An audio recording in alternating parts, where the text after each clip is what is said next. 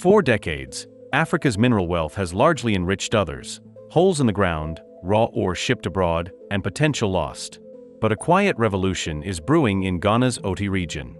In April 2025, local teams drilling for iron ore stumbled on something unexpected: commercial-grade nickel, a key metal for batteries and electric cars. This time, however, Ghana is sending a clear message: the wealth stays home. Ghana's Business and Financial Times reported on April 22, 2025 that the government-run Ghana Integrated Iron and Steel Development Corporation, GISTEC, and the Ghana Geological Survey Authority found potentially mineable nickel deposits during ongoing exploration in the Jyamurum Range.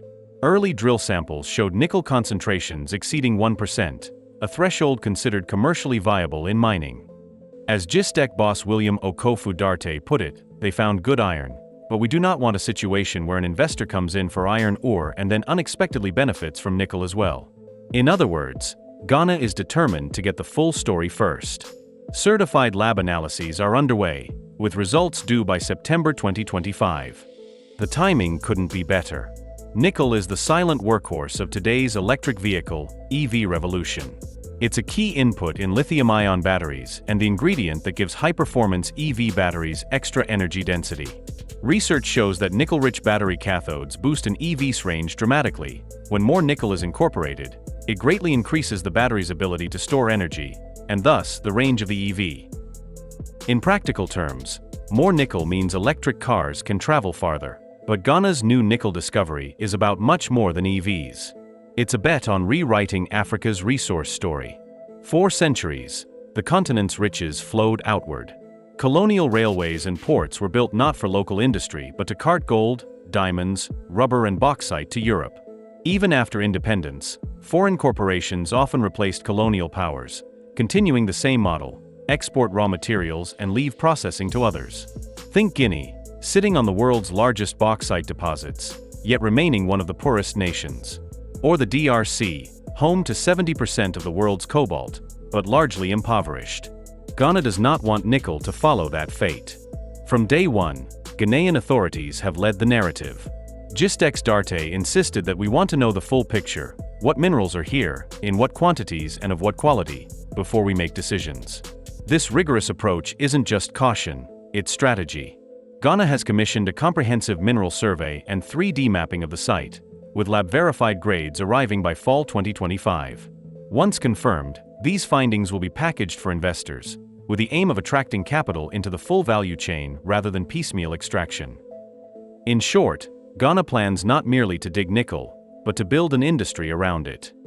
I'm Avalanche, and this is Avalanche Facts.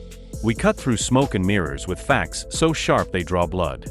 Hit subscribe and ring that bell if you stand for African sovereignty. This strategy is born of hard lessons.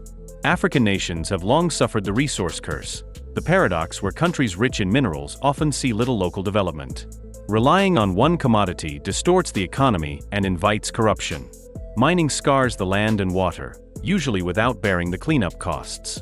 A stark example is Indonesia, now the world's top nickel supplier. Its 2014 ban on exporting unprocessed nickel forced companies to build local smelters instead. The result? A new wave of investment, and Indonesia became a global nickel powerhouse. But it also came at environmental cost. Indonesian nickel mines have caused deforestation and even turned coastal waters red with toxic runoff.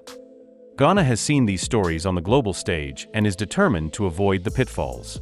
The key word is value addition. Raw ore might fetch a modest price on the global market, but every refining step multiplies its worth.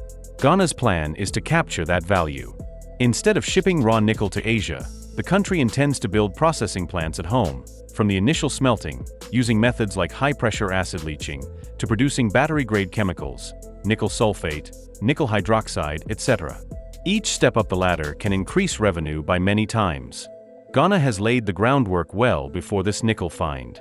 In 2023, the government enacted a green minerals policy to attract investment into lithium, nickel, and other critical minerals while boosting local participation and processing.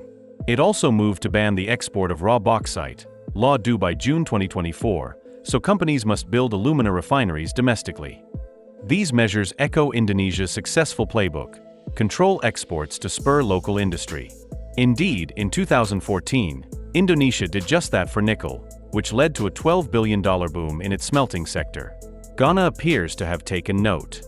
Structurally, Ghana has centralized this effort under GISTEC, which now oversees iron, steel, and related minerals like copper and nickel. That avoids interagency turf wars and gives the country one voice in negotiations. Ghana is not shopping for these assets blindly. By doing its own exploration and analysis first, it levels the playing field. The government will enter into any deal armed with the same data, if not better, than foreign investors. In other words, Ghana aims to be a price setter, not a price taker. The implications for the world are big. Currently, just a few countries dominate the nickel supply chain. Indonesia alone produces over 50% of the world's nickel, around 2.2 million tons in 2024. The Philippines, Russia, and Canada follow with much smaller shares.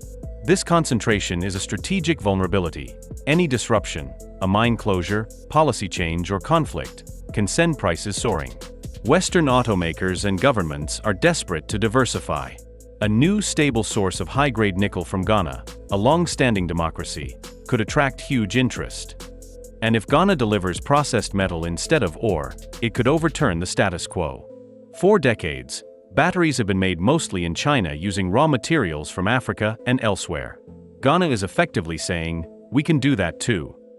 Imagine Tesla or Volkswagen signing a 10-year deal with Ghana for battery-grade nickel sulfate made under strict environmental standards. That ticks all the boxes for US and EU policies. The US Inflation Reduction Act and EU's Critical Raw Materials Act both reward sourcing from allied countries with transparent supply chains. Ghana is essentially raising its hand as the solution to those policies. Of course, the challenges are enormous. A modern nickel refinery, especially using HPL, can cost billions of dollars and needs huge reliable power, likely from renewables to meet green goals. Ghana must also enforce strict environmental safeguards. Nickel processing can be toxic if mismanaged. But Ghana now has leverage. It can attract partners who bring money, technology, and high standards, on terms it defines. At stake is nothing less than an economic transformation. Ghana is betting that a smart, science-driven approach can turn a single discovery into an industrial foundation. The conversation in Accra is already about ownership, strategy, and vision, not just dig and done. If they succeed, Ghana won't export a hole in the ground and a few royalty checks. It will export high-value battery metal and know-how. And the ripple effects would be felt across Africa. Ghana's nickel gamble is being watched by neighbors and rivals alike as a potential blueprint. Africa's story of extraction might finally get a new ending. What happens in the Oti Hills won't just matter for Ghana's GDP. It could reshape how an entire continent leverages its natural wealth. Avalanche, Ghana's discovery isn't the whole story, their plan is. This is a high-stakes gamble. The prize is massive, but the risk is real. Can Ghana rewrite the rules and avoid the resource curse? We want to hear your thoughts. Drop a comment below and let's discuss. If you found this video insightful, smash that subscribe button and ring the bell to join the Avalanche community as we follow these critical stories shaping our world. Subscribe now, and stay with Avalanche for more deep dives into Africa's rising energy future.